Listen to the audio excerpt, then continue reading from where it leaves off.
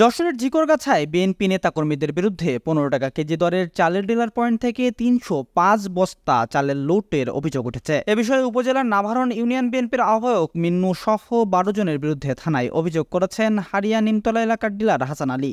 অভিযোগে আরও ২০০ থেকে ২৫০ জনকে অজ্ঞাত দেখানো হয়েছে।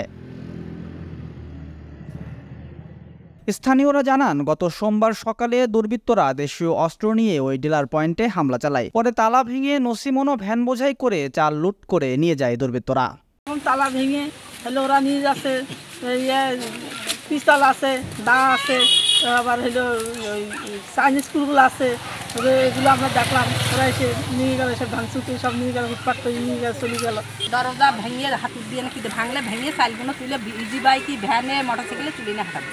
১৫-২০টা মোটরসাইকেল আসলে তার মধ্যে সব তাদের হাতে লাঠি রামদা এইগুলো এসে তারপরে তালা ভাঙলে, তালা ভেঙে এবারকার নসিমানে 4টা নসিমানে 4 লোড করলে, ভ্যানে লোড করলে, ইজি বাইকে লোড করলে, করে এরা সব লোড করে নিয়ে গেল। কেউ সামনে আগাতে পারেনি, এরা অর্চনমুখী, এরা অর্চনের সামনে সব দাঁড়িয়ে রয়েছে।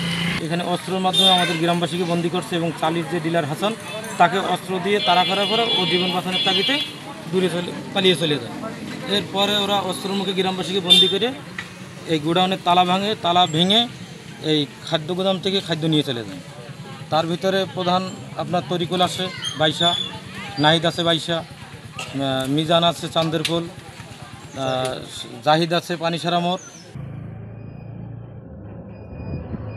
এ বিষয়ে তদন্ত করে ব্যবস্থা নেওয়ার কথা জানিয়েছে পুলিশ।